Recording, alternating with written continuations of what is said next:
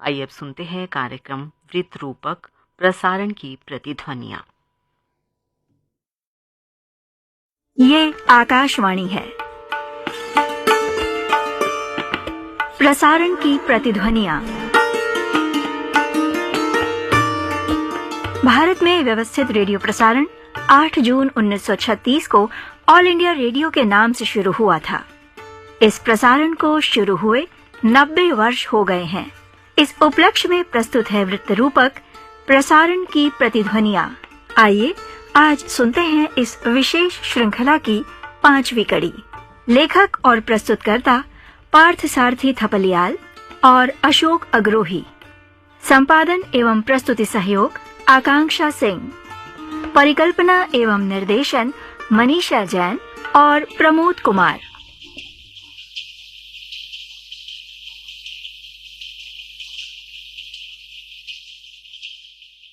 जिस देश के पास अपार बौद्धिक वैभव था, भरत मुनि ने अभिनय का जहां तत्व ज्ञान दिया, उसी देश में उपनिषदों ने संवाद का ये मंत्र दिया, सत्य बोलें, कटु न बोलें, दिल न दुखाएं। ऐसी बानी बोलिए, मन का आपा खोए।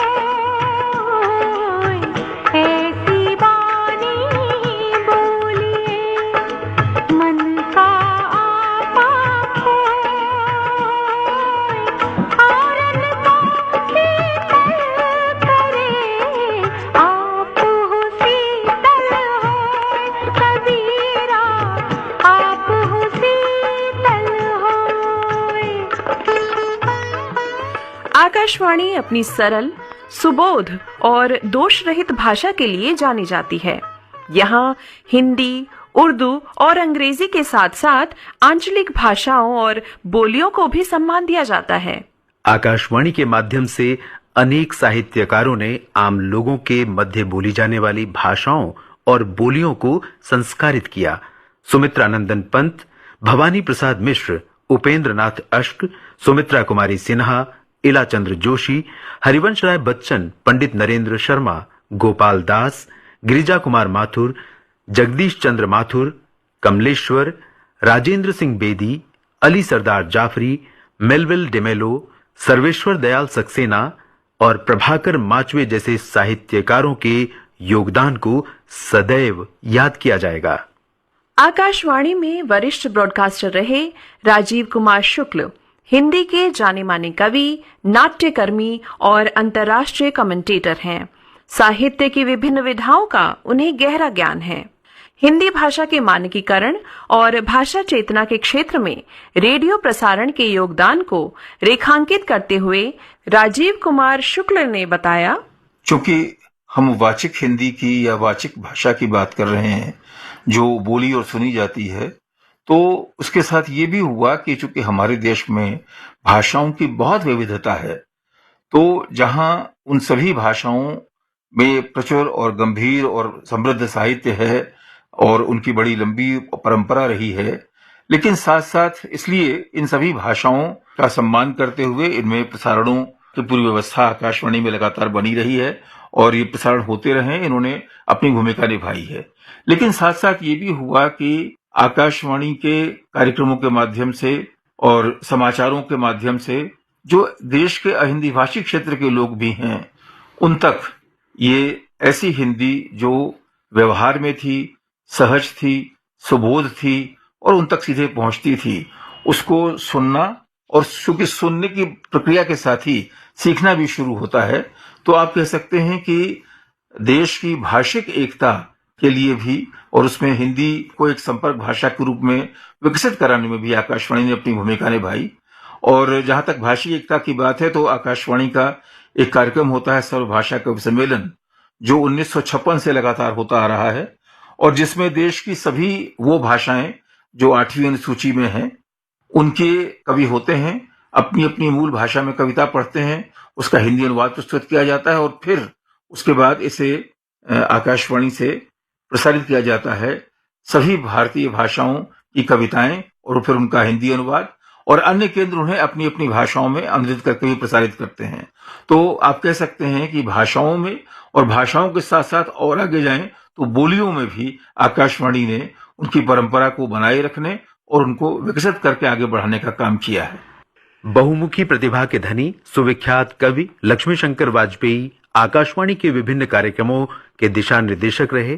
श्री वाजपेयी स्वयं स्वाधीनता दिवस समारोहों और गणतंत्र दिवस समारोहों का आंखों देखा हाल वर्षों तक सुनाते रहे हैं।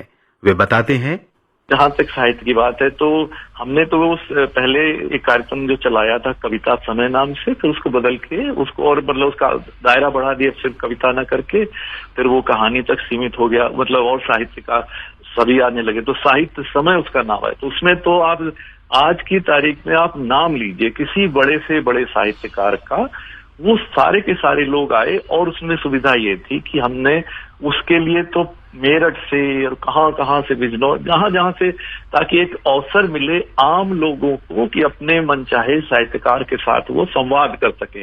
वो उस सिलसिले में भी आप जितने भीष्म साहनी, निर्मल वर्मा, जितने मतलब सब वो लीजिए।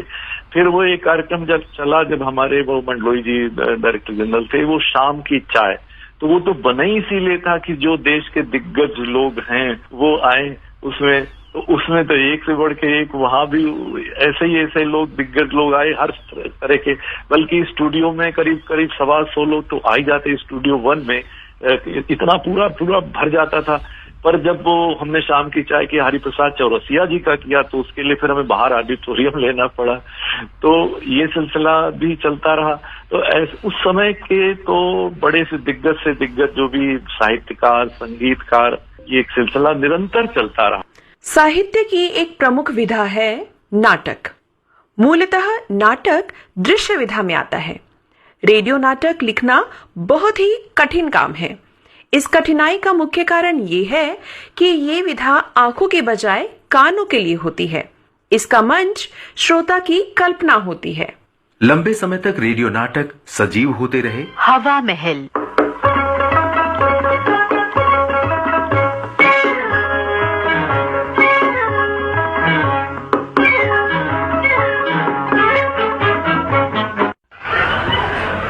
यात्रीगण कृपया ध्यान दें, बंबई से आने वाली गाड़ी 8 बजे अपने निर्धारित समय पर स्टेशन पर पहुंचेगी। वो रहा इंक्वायरी ऑफिस, बहुत सुंदर बैठे हैं। मेरी ड्यूटी का पहला दिन है। Good morning sir. क्या कहा तुमने? Good morning sir. Good morning sir. Yes sir. घड़ी है तुम्हारे पास? घड़ी? हाँ घड़ी है ना। क्यों? अरे घड़ी का ताल्लुक है घड़ी? हाँ घड़ी है ना। क्या टाइम हुआ? 12:30। 12:30? हाँ। फिर गुड मॉर्निंग क्यों? हाँ? गुड आफ्टरनून क्यों नहीं? Yes sir. हाँ, good afternoon sir. Thank you. जाओ। सर अब क्या है? सर मैं आया हूँ। आप आएंगे तो मैं देख रहा हूँ, आपकी फोटो उतरवाऊँ? नहीं सर, वो बात ये सर, हाँ ये सर, ये लीजिए, ये लीजिए सर, ये लीजिए। ये क्या है? ये सर मेरी ज्वाइनिंग रिपोर्ट। तुम्हारी ज्वाइनिंग रिपोर्ट या जन्म पत्री? अरे जन्म पत्री नहीं सर, मेरी ज्वाइनिंग रिपोर्ट। सर मेरी ड्यूटी लगी है सर। अच्छा, नए आए हो? Yes sir. आज पहली दफा? हाँ सर। और पहली दफा ही लेट? हाँ? 2 घंटा से भी ज्यादा? वो सर, वो रास्ते में सर, रास्ते में। रास्ता नाश्ता कुछ नहीं, तुम लेट हो, मान लो कि तुम लेट हो। हाँ सर, वो तो मैं मानता हूँ सर, मैं लेट हूँ, लेकिन सर वो बात ये है कि जब मानते हो कि लेट हो तो फिर ये लेकिन क्यों लगा रहे हो? अब वो सर बात ये है सर, वो मैं ये कह रहा था। अच्छा छोड़ो, वहाँ उस कुर्सी पर बैठना है तुम्हें। इस पे? देख ठीक है सर। हाँ बैठ गया सर। हाँ, अब ये पूछताछ का दफ्तर है। यस सर, पूछताछ का दफ्तर। हाँ। किसी भी यात्री को उसकी मांगी गई पूरी जानकारी मिलनी चाहिए। Yes sir. समझ गए? समझ गया सर। और हर यात्री से बड़े प्यार से, धीरे से और मुस्कुरा कर बोलना है। जी सर। तो फिर शुरू हो जाओ। हाँ सर। क्या हो जाओ? हाँ तो सर कोई पूछेगा तो बोलूंगा ना। अरे तो मैं पूछ रहा हूँ ना। हाँ पूछो। आपकी पूछताछ की खिड़की कब खुलती है? अरे मुझे क्या पता कब खुलती है, मैं तो आज ही आया हूँ। खा गए ना कच्चा जी? हाँ, टेम्पर लूज कर दिया तो? अभी समझाया था, बड़े मुस्कुरा कर प्यार से बोलना है। खड़े हो जाओ सीधे। अच्छा सर, मुस्कुरा कर। हमको मुझे पता नहीं साहब कब खुलती है, मैं तो आज ही आया हूँ। ये दांत क्यों दिखा रहे हैं आप? अरे हंसने के साथ जरूरी है क्या कि दांत दिखाओ? अच्छा सर। मुंह बंद करो। मुझे मैं तो पता पूछता नहीं हूँ। सर, मैं तो आज ही आया हूँ। अब क्या हुआ? पेट में ऐंठन हो रही है या किसी ने गला दबा दिया? अजी मैं बोल लूंगा साहब, आप ठीक है, मैं देख लूंगा। कोई बात नहीं। पसीना पोंछो। जी। अबे मेरा नहीं, अपना पसीना पोंछो और उस कुर्सी पर जाकर बैठ जाओ। ठीक है साहब। खिड़की खोल लो और अपना काम शुरू करो। हाँ, यस कोई सर। दिक्कत हो तो मेरे पास मेरे कैबिन में आ जाना। आ जाऊंगा सर, बिल्कुल आ जाऊंगा, आपके कमरे में आ जाऊंगा सीधा ही।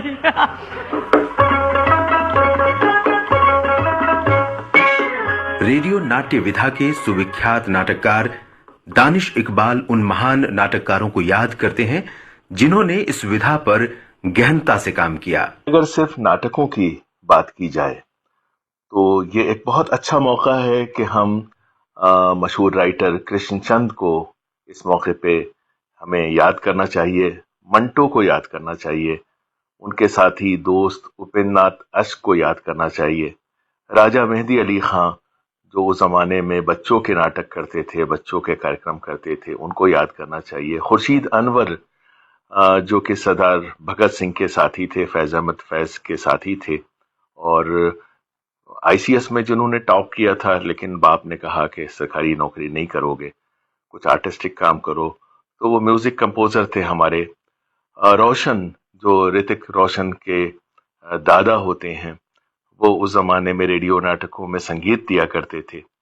बाद के दौर की अगर हम बात करें तो जगदीश चंद माथुर थे जिनका मशहूर नाटक है पहला राजा, जो हमारे डायरेक्टर जनरल भी थे। एफसी माथुर साहब थे जिन्हें नाटकों में बहुत दिलचस्पी थी। अनवर खान साहब थे। दीनानाथ का बहुत बड़ा कंट्रीब्यूशन है रेडियो का, जो एक खास स्टाइल है जो बाद में हवा महल के माध्यम से उसके जरिए बहुत पॉपुलर हुआ, तो वो उसके रचयिता कहे जा सकते हैं। और मुझे याद है कि नेशनल स्कूल ऑफ ड्रामा के उस समय के जो डायरेक्टर थे राम गोपाल बजाज, वो जब भी हम लोगों की रिकॉर्डिंग में आते थे तो हम लोगों को जबरदस्ती खींच खाच के बाहर ले जाते थे। उस जमाने में रिजर्व बैंक के साइड में एक फल वाले की दुकान होती थी, वहां पे वो हमें जूस पिलवाते थे और जब हम कहते थे कि इसकी क्या जरूरत है तो वो कहते थे हम तुम्हें नहीं पिला रहे हैं। दीनानाथ, जब हम स्ट्रगलिंग आर्टिस्ट थे तो दीनानाथ जी हमको बुलाते थे और कहते थे कि ये नाटक करो, और उस जमाने में जो हमको पेमेंट मिलता था वो हमारे लिए कितना बड़ा सहारा था। तो तुम लोग हमारे जजमान हो, हम ये तुम्हें नहीं दीनानाथ को पिला रहे हैं।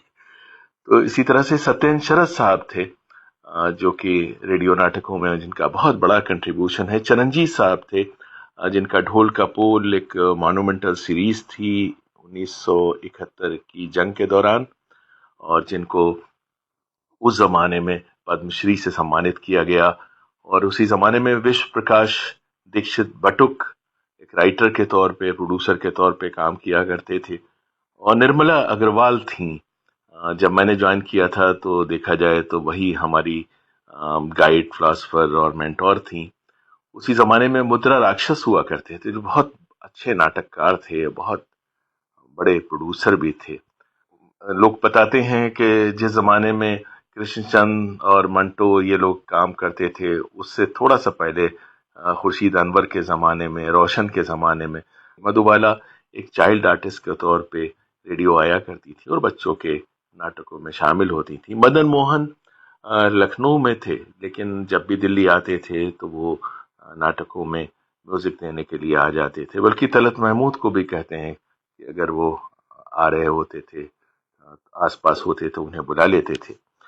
और अगर देखा जाए तो रेडियो नाटक की जो पहली किताब, सबसे पुरानी किताब हमको मिलती है वो मंटो की है, और वो बुनियादी एतबार से वो AIR दिल्ली के ही नाटकों की है। उस जमाने में मंटो का जो एक सीरीज उन्होंने की थी रेडियो नाटकों की, जिसमें स्टॉक कैरेक्टर्स थे किशोर और लाजवंती। तो ये हर नाटक आओ से शुरू होता था। आओ हलवा बनाएं, आओ रेडियो ठीक करें, आओ कार चलाना सीखें, आओ साइकिल की मरम्मत करें। तो ये छोटे छोटे नाटक होते थे, और मंटो को हम आज जानते हैं बहुत बहुत रियलिस्टिक, बहुत बिटर और बहुत इंटेंस कहानियों के लिए। लेकिन उस जमाने में मंटो बहुत यंग थे और वो अपनी हल्की फुल्की चीज़ों के लिए यानी कि लाइट कॉमिक प्रोडक्शंस के लिए जाने जाते थे। तो 1930 और 1945 के बीच में रेडियो नाटकों की वजह से दिल्ली, बम्बई, उस जमाने में हम कहते थे कलकत्ता, मद्रास, मैसूर, हैदराबाद, लाहौर, पेशावर, ये सारे स्टेशंस बड़े बड़े राइटर्स इनसे जुड़ गए थे और जितने उस जमाने के म्यूजिशियंस थे, उस जमाने के जितने आर्टिस्ट थे, वो उन नाटकों में काम किया करते थे।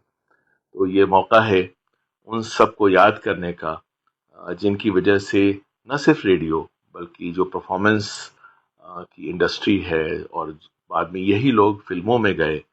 और इस वक्त स्टोरी टेलिंग का जो भी हमारे यहाँ प्रचलन पाया जाता है, जो भी उसकी एक परंपरा है, ट्रेडिशन है, वो उस ज़माने के रेडियो से ही उसकी शुरुआत होती है। और बग़ैर रेडियो के आज जिस तरह का टेलीविज़न हो रहा है, जिस तरह का स्टेज हो रहा है, जिस तरह की फिल्में हो रही हैं, इसको शायद समझ पाना मुश्किल होगा।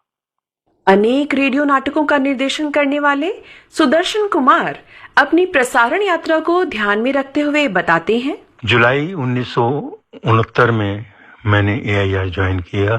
विविध भारती में पोस्टिंग हुई, जहां FC माथुर, सत्येंद्र शरद, गंगा प्रसाद माथुर और BS भटनागर जैसे प्रोड्यूसर थे। सीखने को मिला। फिर विविध भारती बॉम्बे चला गया, 1 साल वहां रहे। वहां धारवेकर जी से मुलाकात हुई, जो कि मराठी में एक ख्यात नाम था। 1 साल बाद दिल्ली आए, सेंट्रल ड्रामा यूनिट में पोस्टिंग हुई। यहाँ मुलाकात हुई चिरंजीत, BP दीक्षित बटुक, दीनानाथ, मुद्रा राक्षस, ऑल ग्रेट नेम्स। चिरंजीत जी तो अपने आप में एक ही नेम थे, एक संस्था थे। ढोल के पोल से उनका जो नाम इतना पॉपुलर हुआ, ऑल इंडिया फेम हो गए। BP दीक्षित बटुक लिटरेचर में एक नाम।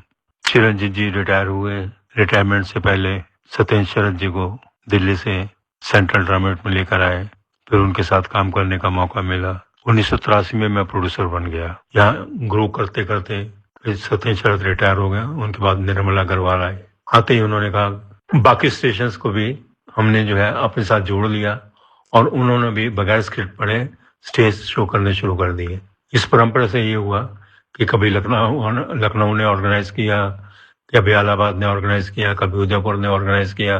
तो 3-4 टीमें बाहर के बुला के, एक अपने स्टेशन के बुला के उन्होंने प्रोग्राम करने शुरू हुए। वो इतने पॉपुलर हुए और दिल्ली में तो बहुत ही पॉपुलर हुए। नाटकों को आगे बढ़ाने के लिए और पॉपुलर करने के लिए बहुत से लोगों का सहयोग रहा, जिनमें मुख्य नाम है चिरंजीत, दीनानाथ, SS ठाकुर, FC माथुर। पुराने आज याद करता हूँ तो बहुत से नाम याद आते हैं। मैं बड़ा भाग्यशाली रहा कि मुझे ऐसे लोगों का सहयोग मिला और कुछ करने का मौका मिला और पूर्ण सहयोग मिला। कहीं भी कोई ऑब्जेक्शन नहीं आए। आज की डेट में I am a satisfied person, जिसे कहते हैं जॉब सेटिस्फेक्शन। यस, वो मेरे को मिली। Thank you very much. बोलना अभिव्यक्ति का माध्यम है, लेकिन जिम्मेदारी के साथ बोलना एक कला है। लोक परंपराओं और आस्थाओं के धनी भारतीय समाज के बारे में कार्यक्रम प्रसारित करना अपने आप में दोधारी तलवार है। रेडियो ने अपने आरंभिक दौर में जो भाषाई संस्कार दिए, उनकी चर्चा कर रहे हैं स्टाफ ट्रेनिंग इंस्टीट्यूट, जिसे अब NABM कहते हैं। उसमें फैकल्टी रहे वरिष्ठ रेडियो ब्रॉडकास्टर अनिल कुमार राम। आकाशवाणी के साथ कुछ परंपराएं जुड़ी हैं, जो प्रशिक्षण के दौरान जो भी यहाँ पर ट्रेनिंग के लिए आता है उनको अवगत किया जाता है। अगर वो स्टेशन पर काम कर चुके हैं तो उससे वो वाकिफ होते हैं, लेकिन जब वो यहाँ आते हैं तो उन्हें बताना पड़ता है कि आकाशवाणी की जो परंपरा हैं, ट्रेडिशंस हैं, जो आकाशवाणी के संस्कार हैं, उनके साथ उनका जुड़ाव बहुत अच्छी तरह से होना चाहिए। जैसे समय की पाबंदी, हमें समय के साथ एक एक मिनट और एक एक सेकंड के साथ हमें कार्यक्रमों का ध्यान रखना पड़ता है। हम आम बोलचाल की भाषा में अपने कार्यक्रमों का प्रसारण करते हैं। विभिन्न कार्यक्रम के द्वारा हमारा श्रोताओं से जुड़ाव होता है, या तो प्रस्तुतकर्ता के रूप में, जो अनाउंसर होते हैं, उद्घोषक होते हैं, उनके रूप में, या हमारे कुछ कार्यक्रम हैं जिसमें स्टॉक कैरेक्टर्स के रूप में भी श्रोताओं से हमारा जुड़ाव रहता है। जब ट्रेनिंग होती है इंस्टीट्यूट में, तो उसमें जो लेक्चर्स होते हैं उनके साथ साथ प्रैक्टिकल ट्रेनिंग भी दी जाती है। यानी कुछ विषय लेकर उनको ओबी रिकॉर्डिंग, स्थल रिकॉर्डिंग पे भेजा जाता है। वो वहाँ पर अपने प्रतिभाओं के अनुसार कार्यक्रम बनाते हैं, उनको तैयार करते हैं और ट्रेनिंग के आखिरी दिन उनको सुना जाता है और उनको इवैल्यूएट किया जाता है। न केवल ये करते हैं, वो उनको स्क्रिप्ट राइटिंग भी सिखाई जाती है। उसके अलावा मैनेजमेंट की भी ट्रेनिंग होती है, इंटरपर्सनल रिलेशंस की ट्रेनिंग होती है, स्क्रिप्ट राइटिंग आदि आदि की ट्रेनिंग कर्मचारियों को दी जाती है। ये एक उक्ति है कि सृष्टि की उत्पत्ति नाद से हुई है। बिना लय के प्रलय आ सकती है। संगीत के सुर लय ताल के अभाव में बेसुरे हो जाते हैं। सामवेद को संगीत का वेद कहा जाता है। भारत में आकाशवाणी ने पिछले 90 वर्षों में संगीत के संवर्धन, संरक्षण का जो अद्भुत काम किया, वो सराहनीय है। शास्त्रीय संगीत की दो धाराएं हैं, उत्तर भारतीय शैली, हिंदुस्तानी शास्त्रीय संगीत और दक्षिण भारतीय कर्नाटक संगीत। सुगम संगीत में गीत, भजन, गजल, कव्वाली शामिल है। पंडित के वागीश कर्नाटक संगीत के सुविख्यात कलाकार हैं। संगीत के विषय में के वागीश जी बताते हैं, मैंने म्यूजिक विभाग ज्यादातर देखा।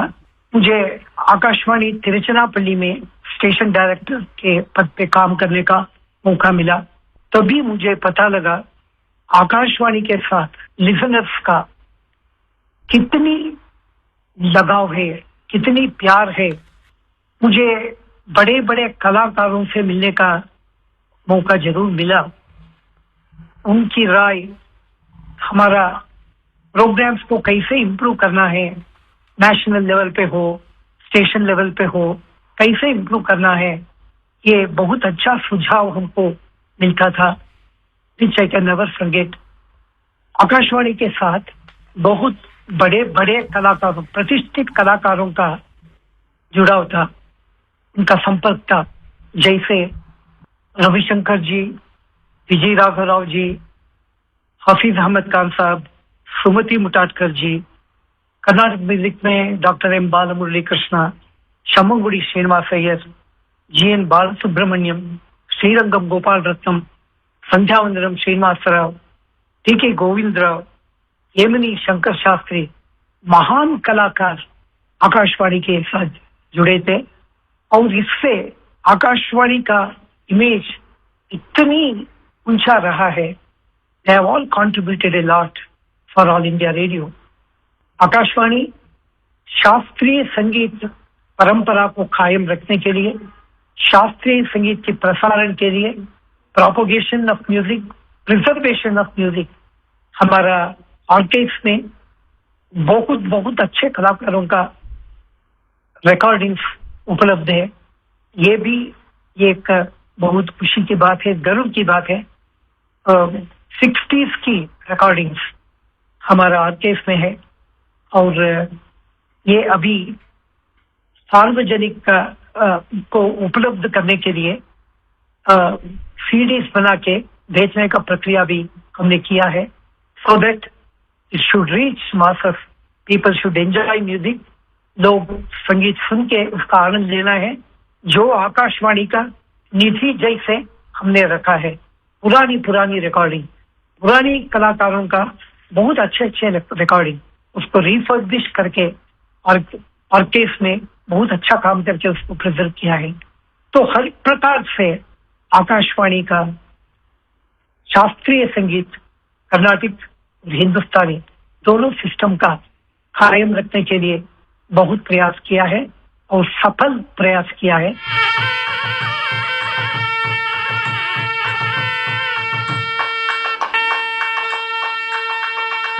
इन 90 वर्षों में भारतीय प्रसारण व्यवस्था आकाशवाणी ने एक कालजयी कार्य किया है। इसे लोक संपदा नाम दिया गया। लोक संपदा भारत की विभिन्न आंचलिक समाजों की संस्कृति में विभिन्न बोलियों के वे संस्कार गीत हैं जो चंद वर्षों में लुप्त होने के कगार पर हैं। वरिष्ठ लोक प्रसारक सोमदत्त शर्मा ने लोक संपदा संरक्षण का आरंभिक दौर का काम गहनता से किया। वे बता रहे हैं, लोक संपदा संरक्षण महापरियोजना आकाशवाणी की 98 वर्षों की सबसे महत्वाकांक्षी परियोजना थी, जिसका नेतृत्व करने का सौभाग्य मुझे मिला था। ये केवल लोकगीतों के संग्रहण की परियोजना भर नहीं थी, ये भारत राष्ट्र के अंतरंग को समझने का उद्यम था। उस एक सूत्र की खोज का प्रयास था जिसमें पूरा भारत बंधा हुआ दिखाई देता है। ये जानने का प्रयास था कि हजारों जातियां, उपजातियां और जनजातियां अपनी लगभग 600 जवानों से कैसे एक भारत राग गाती हुई दिखाई देती हैं। महापरियोजना का उद्देश्य भारत की लोकधर्मी चिंतन परंपराओं को खोजना, जिनमें हमारे महान ऋषियों ने अपने अनुभवों और अनुसंधानों से खोज निकाला था। इसी कारण प्रसार भारती के पूर्व अध्यक्ष श्री के सूर्यप्रकाश जी ने इस परियोजना को राष्ट्रीय परियोजना कहा था।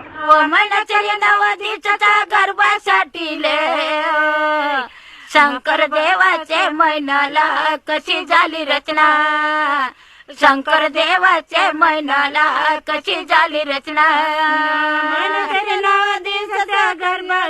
एक ओर आकाशवाणी ने भारतीय लोक संस्कृति और लोक कलाओं के संरक्षण का काम किया, तो दूसरी ओर आकाशवाणी ने बहुजन हिताय बहुजन सुखाय के मूल मंत्र पर काम करते हुए अपनी परंपराओं को बनाए रखा।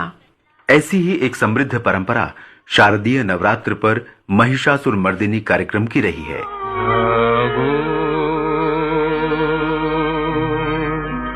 तुम्हें जागो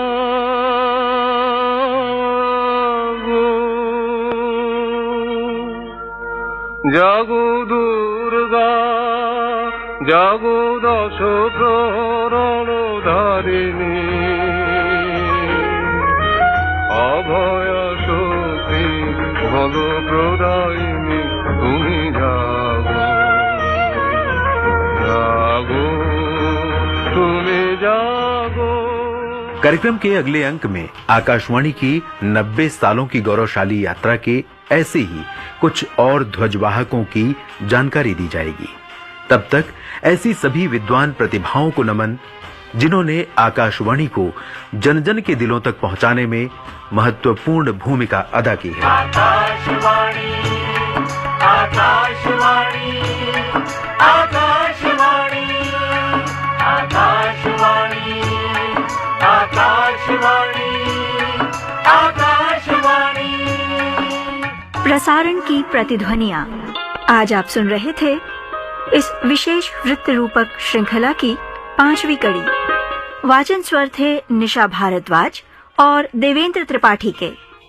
लेखक और प्रस्तुतकर्ता पार्थ सारथी थपलियाल और अशोक अग्रोही। संपादन एवं प्रस्तुति सहयोग आकांक्षा सिंह। परिकल्पना एवं निर्देशन मनीषा जैन और प्रमोद कुमार। ये कार्यक्रम आकाशवाणी के दिल्ली केंद्र से प्रसारित किया गया।